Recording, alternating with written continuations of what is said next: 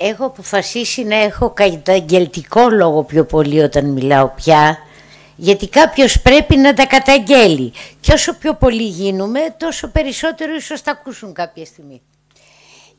Οι φιλόλογοι που είναι εδώ, θα πω πράγματα στην αρχή, εις επίρρωση αυτών που είπε ο κύριος Γραμμόζης.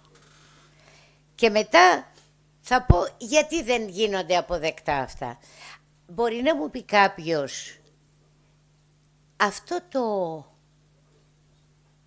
σώζω το ρήμα και σωτηρία και σωτήρ και όνομα σωτηρία και δράση σωτηρία και αποτέλεσμα σωτηρία,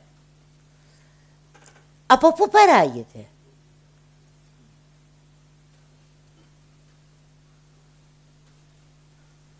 Λοιπόν, ναι. Προέρχεται από το επίθετο σως. Όχι, όχι, όχι, όχι, όχι, όχι. Όχι. Αυτά είναι αυτά που μας λένε, τα ψεύδι τους. Επίσης θα ήθελα έτσι, για να δώσω μερικά παραδείγματα, να μην νομίζω ότι είναι ένα, θα πάω σε άλλο. Έζω, καθέζω, βόηθασε παρακαλώ και εσύ, έζω, καθέζω, κάθισμα, καθεστώς, καθεστικία. Τώρα αυτό το ζω τι δουλειά έχει εδώ και γιατί, αν μου πείτε πού κάθεσαι, εδώ ή εκεί, αυτό το εδώ το βλέπω. Και βέβαια ο πρώτος άνθρωπος θα έλεγε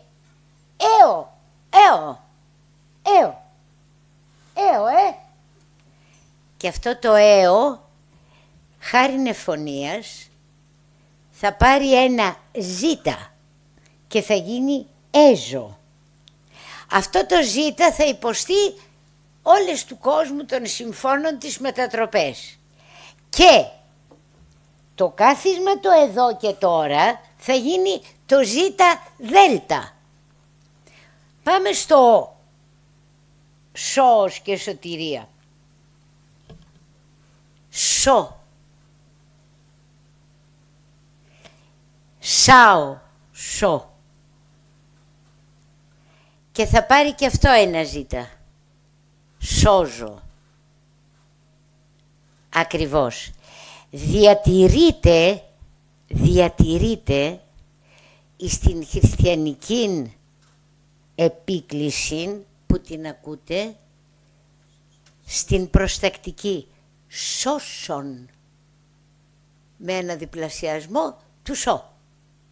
Σώσον. Έτσι. Σώσον, Κύριε, των λαών σου. Σώσον.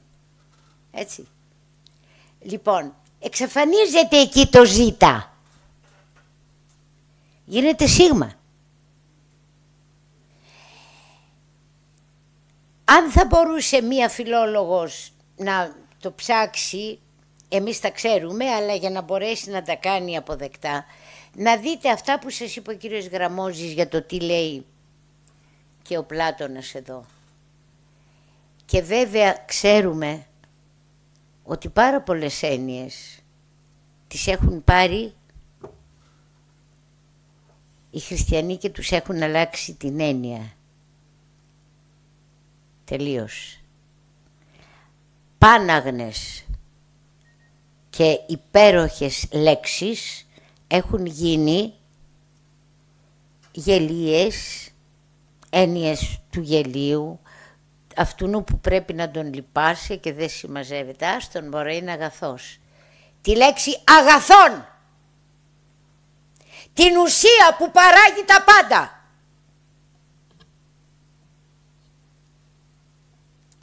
Δεν μου λέτε. Όταν λένε αυτοί οι δωρηείς Σπαρτιάτες, και προσέξτε, η Δωρίδα ήταν εδώ, οι Σπαρτιάτες είναι δωρηείς, οι Αραουκάνοι είναι απικία των δωριαίων. Από τις 700 πόλεις της Μικράς Ασίας να δείτε πόσες θα σας έλεγαν. ότι είναι δωρικές. Το θέμα είναι το εξής. Όταν οι Σπαρτιάτες έλεγαν «άμες δε γεσόμεθα» στο χορό που κάνανε, υπήρξαμε κάποτε και εμείς σπουδαίοι, έτσι, εγώ τώρα βλέπω νεαρά παιδιά, βλέπω νέες κοπέλες να παλεύουν και χαίρεται η ψυχή μου. Έτσι, λοιπόν, και οι νέοι όταν συνεχίζαν το χορό αποδεχόταν τον αγώνα το δικό μας και λέγαν «άμες δε γίνεται και το γάμε φωνικό, εσώμεθα πολλό κάρονες». Τι πάνε να πει κάρονες? Ταξιδεύουν με κάρα? Έτσι μου είπε κάποτε κάποιος. Όταν του είπα ότι αν αλλάξεις το ρο με λάμδα, γιατί μου λέει να το αλλάξω, αφού λέει πολλό, το είχανε. Το είχανε λέω, αλλά εκεί θέλουν να το πούν αλλιώς. Γιατί θέλουν να το πούν αλλιώς? Γιατί όταν αυτή η Αιγυίδα πριν 2 εκατομμύρια χρόνια και δεν συμμαζεύεται, μου είπε ο Μαριολάκος θα μου το πει και περιμένω και τα φώτα του. Γιατί τα είχα τα ευλία, αλλά όπως γνωρίζετε ο Αριστέας το ξέρει και η Σοφία μου κλέψαν όλη την οικοσκευή από το σπίτι. Τα πάντα, ιδιαίτερα βιβλία, λοιπόν. Και δεν μπορώ να τα θυμάμαι όλα.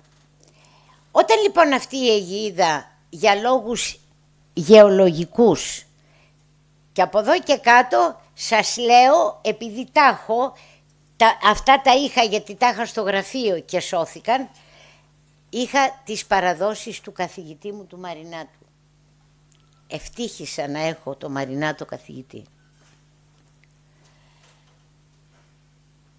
Τι έγινε, ξέρετε? Οι άνθρωποι που ήτανε στην Αιγυίδα και ήτανε, προσέξτε, ίδια μας έλεγε ο Μαρινάτος, φίλοι, αλλά λόγω των καταστάσεων ήτανε χωρισμένοι σε οίκους. Γιατί και σεισμοί γινόταν και βουνά υψωνόταν και οι πλάκες κάναν έτσι. Ο κύριος Παπαμαρινόπουλος θα μπορούσε να σας τα πει καλύτερα ή ο Μαριολάκος αν ήταν εδώ. Αλλά αυτοί οι άνθρωποι σχημάτιζαν οίκους. Και επίσης δεν έχουμε, αγαπητή μου Άννα, για τον αυτόν που πήγε τον Ενία, που πήρε λέει ο Αρκάς Ενίας. Δεν το λέμε εμείς, το λένε οι Λατίνοι ιστορικοί. Πες σε παρακαλώ γιατί δεν θα με πιστεύουν. Δεν θα με πιστεύουν. 60 χρόνια λέει μετά το τέλος της Τρίας, αυτός από Αρκάς βρίσκεται στην Τρία και μαζεύει λέει τους οίκους του. Δηλαδή, είχε παντρευτεί ένα παιδί, είχε το σόι της νύφης, τα αυτά, τα παιδιά, τα γέρια, τα ανήψια κτλ. Ένας κλάδος, άλλος κλάδος. Αυτός ήταν ο γενάρχης, ο πατερφαμίλιας εκεί. Λοιπόν, και πήγε λέει στη Ρώμη.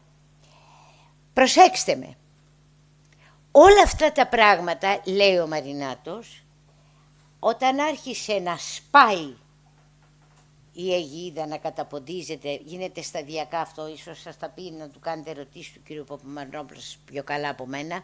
Εγώ σας λέω τώρα τι θυμάμαι από το Μαρινάτο και τι κράταγα. Γιατί τότε δεν είχαμε ούτε μαγνητόφωνα ούτε αυτά, σημειώσεις κρατάγαμε. Λοιπόν, προσέξτε. Με σκάλα μας λέει ο Μαρινάτος τις βουνοκορφές που εξήχαν, όλοι αυτοί πήγανε προς βορράν, εκεί που ήταν το κοντινότερο στερεό έδαφος, προς Ανατολάς, προς Νότον, προς Δυσμάς. Και μας έκανε μνήα που μου το αρνηθήκανε κάποιοι συνάδελφοι από το φιλοσοφικό τμήμα του Πανεπιστημίου Αθηνών, τη φιλοσοφική σχολή. Πολύ αμαρτωλή αυτή η σχολή, παιδιά. Πολύ αμαρτωλή. Εθνικά πολύ αμαρτωλή. Λοιπόν, έχουν μείνει με μια ονομασία Δραβίδες. Εδώ τώρα μιλάμε, αυτοί λέει 2 κλάδοι πήγαν προς βορρά και ο άλλος πήγε τελείως ανατολικά και έφτασε μέχρι τις Ινδίες. Ναι, γιατί πήγαινε ο Διόνυσος 6 μήνες εκεί, ενώ ο Απόλλωνας πήγαινε στο βορρά.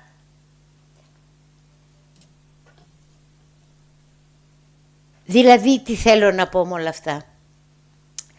Όπως υπάρχει κόφωσης φωνιέντων και ο δήμαρχος που λέμε στο αστικών κέντρων γίνεται στην Ήπειρο και στο Αγρίνιο, από εκεί κατάγομαι, εκεί γεννήθηκα, ου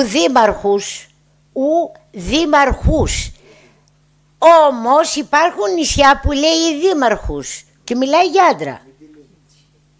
Για άντρα. Εξαρτάται αν το κόβει όταν λέει ο Αγρινιώτης «Πούσνα ρε, πού ήσουνα, εις πράζαντραο». Τι γλώσσα είναι αυτό. Πέστε ότι δεν την ξέραμε και ότι τη βρίσκαμε. Τι γλώσσα είναι. Σπράζαντραο. Θέλω να πω με όλο αυτό και το κλείνω εδώ γιατί το τράβηξα λίγο επειδή δεν είναι εδώ ο κύριος Λεκάκης και μου είπε να πω τα 3 μηνύματα που θα έλεγε. Και πολύ γρήγορα παίρνω και λίγο χρόνο από αυτόν. Λοιπόν, αυτό το πράγμα λοιπόν αποδεικνύεται περίτρανα. Γιατί χάρη είναι φωνίας και η γλώσσα έχει τεράστια σχέση με την ψυχολογία. Αν έχετε προσέξει, υπάρχουν ήχοι βαρύς, ψηλοί, μεσαίοι και όπως γνωρίζετε κι εσείς από το πώς μιλάτε, μπορεί την ίδια πρόταση να την πείτε και να φαντάζει απειλητική και να πείτε την ίδια πρόταση και να μην φαντάζει απειλητική. Γιατί τη χρησιμοποιείτε με κάποιο φωνήεν ή κάποιο σύμφωνο που θα του αλλάξετε τη χρειά.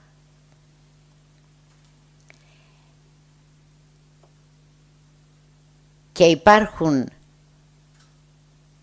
γλωσσοδέτες που μας μαθαίνανε εμάς τότε όταν η παιδεία είχε κάποια σχέση με την παιδεία.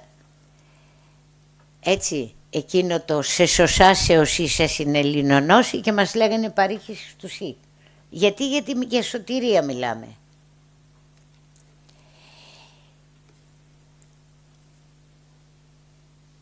Οι Έλληνες, είτε το θέλουμε είτε δεν το θέλουμε, είτε μας λένε ρατσιστές είτε μας λένε εθνικιστές, πρόβλημά τους. Αυτή είναι η ποιότητα του μυαλού τους. Τι να κάνω εγώ. Έδωσαν τα πάντα. Τα πάντα στην ανθρωπότητα. Τα πάντα.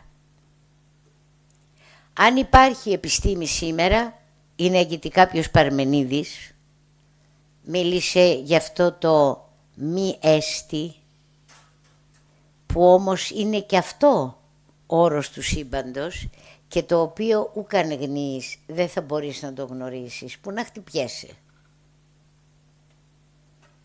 Ακόμα και αν το προσεγγίσεις με τη διάνοια, δεν θα μπορείς ούτε να το ονοματίσεις. Γιατί μπορεί να ονοματίσει τα υποσωματίδια, η σύγχρονη πυρηνική φυσική και η αστροφυσική, 6 με διδυμάκια. Και πριν τα πει κουάρξ για να τελειώνει, το όμορφο, το άνω, το κάτω, το γοητευτικό, το αληθινό, τι λέτε καλέ.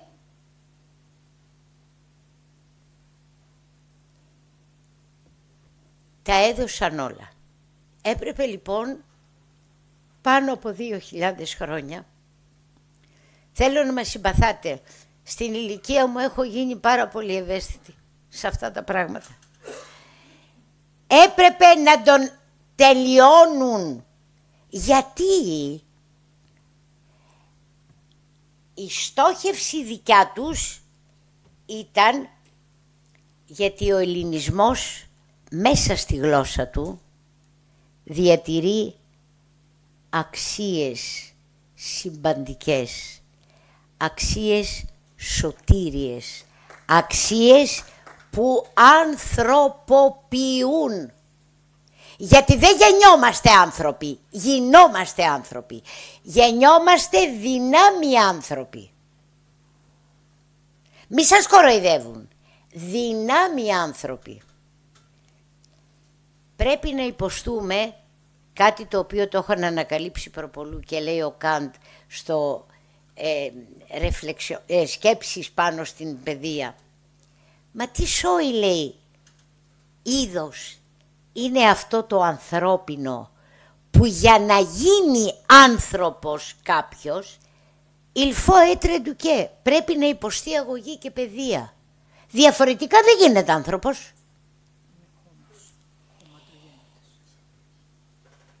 Έπρεπε λοιπόν να φτιάξουν άλλο είδος ανθρώπου και τους εμπόδιζε το αξιακό σύστημα των Ελλήνων.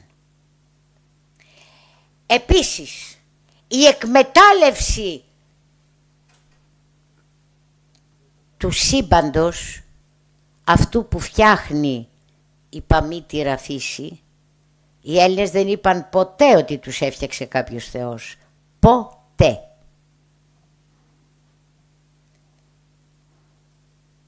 Όλα τα πλάσματα τα φτιάχνει και διατάσσει στον ορφικό ύμνο θνητούς και αθανάτους. Διατάσσει.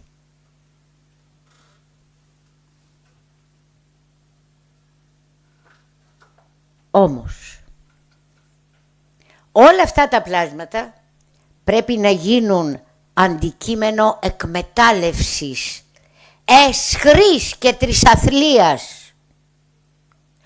Όταν ο Έλληνας κάνει ένα τρίγωνο και βάζει άνθρωπος και στο άλλο, στην άλλη γωνία κάτω έχει τη φύση, όπου η χρήση και η συνεργασία με τη φύση, όχι η ληστρική εκμετάλλευση, τον οδηγεί σε επίτευγμα.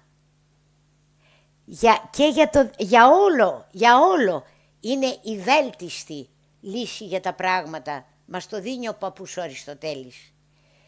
Η βέλτιστη λύση δεν τον ρημάζει τον άλλον.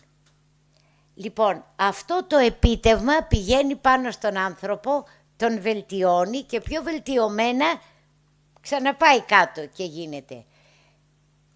Τι έχουμε σήμερα, τι έπρεπε να αντικατασταθεί? Στη θέση του ανθρώπου πήγε το κέρδος. Κάτω πήγε, προσέξτε, η φθηνή πρώτη υλική ενέργεια, δηλαδή προϊόντα φύσης με ληστρική εκμετάλλευση, και στο άλλο πήγε φθηνή εργατική δύναμη. Άρα ο άνθρωπος έγινε παράγων μέσων της παραγωγικής διαδικασίας, όπως και το βαμβάκι και το αργό πετρέλαιο, και δεν συμμαζεύεται. Ξέρετε ποιος τον έδωσε αυτή την εξίσωση και σε ποιον? Ο Καρλ Μάρξ, όταν τον εξαθλιώσανε σκοπίμως και τον πήρε το καθήκη ο Έγγελς, ο μεγαλοβιομήχανος, που μου ακυρώνει τον βασικό δόγμα που βάλανε, και του είπαν για ένα κομμάτι ψωμί, έχασε 2 παιδιά στο Παρίσι όταν τέλειωσαν τα ασημικά της Βαρόνης Φον Βεστφάλεν Έλεν της γυναίκας του. Έχασε 2 παιδιά από χολέρα και τον πήρε έτοιμο όριμο φρούτο ο Έγγελς, ο μεγαλοβιομήχανος Άγγλος Εβραίος, και πήγε και του είπε, θα μας πεις ποια θα είναι η ζωή, η κατάσταση του καπιταλισμού τους. Μελέτησε. Γιατί 2 άνθρωποι είχαν εκείνη την εποχή την τέλεια κλασική παιδεία. Ο Χέγγελ, ο Γερμανός, ο οποίος έγραψε την πορεία του πνεύματος και δεν υπήρχε περίπτωση να το δεχθεί, και ο Μάρξ, καθηγητής στην Κολονία, αν θυμάμαι ήταν. Τον απολύουν με κάποια αιτιολογία, δεν βρίσκει δουλειά, πάει στο Παρίσι και τον παίρνουνε και για το καθημερινό σιτηρέσιο μελετάει κυρίως Ξενοφόντα και Αριστοτέλη και τους δίνει την εξίσωση αυτή. Άπαξ και έγινε αυτό, ο ελληνισμός πρέπει να σβήσει. Και δεν μπορεί να σβήσει ο ελληνισμός γιατί είναι στη μνήμη κυτάρων των ανθρώπων. Βλέπεις, τα υποσωματίδια έχουν την πληροφορία. Τι να κάνουμε? Και αυτά δεν μπορούμε ούτε να τα δούμε. Αυτά ίχνη που μας αφήνουνε βλέπουμε. Τι να κάνουμε? Πρέπει λοιπόν να εξαφανιστεί. Ό,τι δεν θα εξαφανιστεί πρέπει να αλλοιωθεί, να φαλκιδευτεί. Και παίρνουμε ένα τεράστιο κομμάτι. Μου έλεγε ένας παππούς Τζάνης ότι, παιδί μου, εγώ είμαι βλάχος και εμείς οι βλάχοι ασχολιόμασταν με τα ζώα και ήμασταν στα βουνά. Ορεσίβοι ήμασταν, μου έλεγε. Τι ήσασταν, παππού? Ουρησίβοι. Το ορεσίβοι γινόταν ουρησίβοι.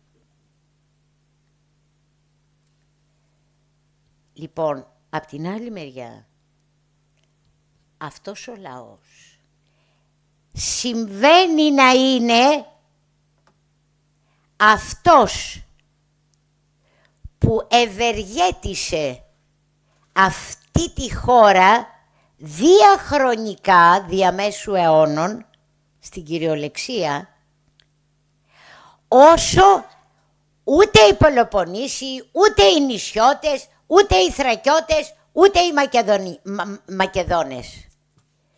Η μεγαλύτερη αυτή προσφορά ευεργεσία στην Ελλάδα κρατάνε τα σκύπτρα, είναι βλάχων. Και έχετε την εντύπωση ότι αν δεν γνώριζαν μέσα τους και δεν μιλούσε ο εθνοφιλετικός στερεότυπος θα το κάνανε? Ρωτάω.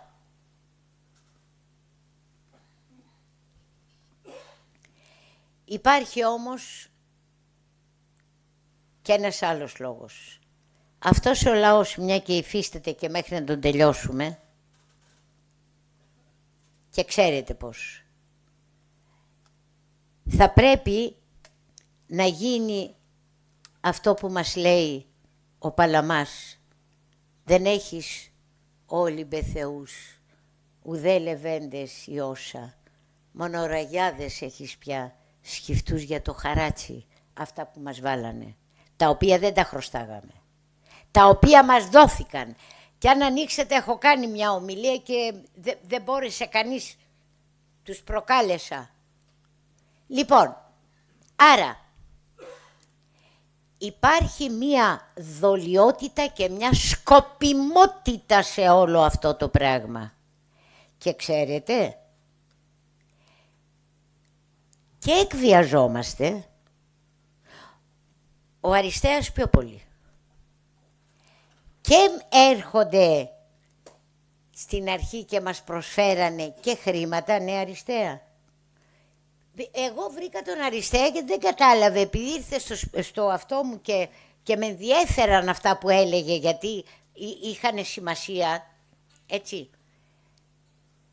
Και όταν το πληροφορηθήκανε, που αναφέρθηκα σε μια αυτή, ήρθαν και με βρήκανε.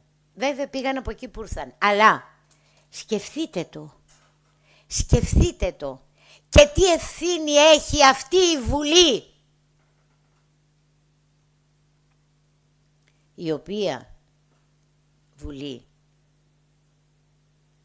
αν πω εγώ είμαι Ελληνίδα και είμαι υπερήφανη, είμαι ψεκασμένη, ρατσίστρια, ό,τι θέλεις είμαι. Αν όμως γράψει το Πακιστανό, το Αφγανό, το τέτοιο, ναι, ουδέτερο. Έτσι το λέει η πρόγονός μου. Βαρβάρων Έλληνας αρχινικός εστί, αλλού βαρβάρους μητερελλήνων, το μεν γαρ δούλων, το μεν γαρ, είδε κι είναι άρθρο, ελεύθερον. Αν όμως το γράψει αυτό το Αφγανό, το Πακιστανό, το αυτό δεν ξέρω, και πω εγώ, σβήστε το ρε παιδί μου, μου λέρωσε τον τοίχο, είμαι ρατσίστρια. Εκείνος έχει το δικαίωμα, εγώ όχι. Και μην ξεχνάτε, θα σας καλέσουν να ξαναψηφίσετε. Τη νεολαία που κλήθηκε στα Σκόπια και που άνοιξε στη Θεσσαλονίκη με το πούλμαν που πήγαινε ένα τεράστιο πανό που έλεγε ότι δεν είναι χριστιανοί και Έλληνες, αλλά είναι, προσέξτε, δεν είναι αυτό και δεν είναι Ρωμιοί, δεν έλεγε Έλληνες, δεν καταδεχόταν. Έλεγε Ρωμιοί, αλλά είναι Τούρκοι προβοκάτορες και φιλοσκοπιανοί. Και δεν συνελήφθησαν. Και δεν συνελήφθησαν. Συγγνώμη, αλλά δεν έχω καμία διάθεση να λέω ήρεμα πράγματα. Έχω πλέον βαρεθεί. Έχω πλέον αγανακτήσει. Προσπαθήστε να λέτε στα παιδιά σας, στα ανήψια σας, στα εγγόνια σας. Προσπαθήστε να κάνετε κάτι απλό. Μην κοιτάτε τα αποτελέσματα. Προσπαθήστε να κοιτάτε το ου ένεκα κάθε απόφασης ή πράξης.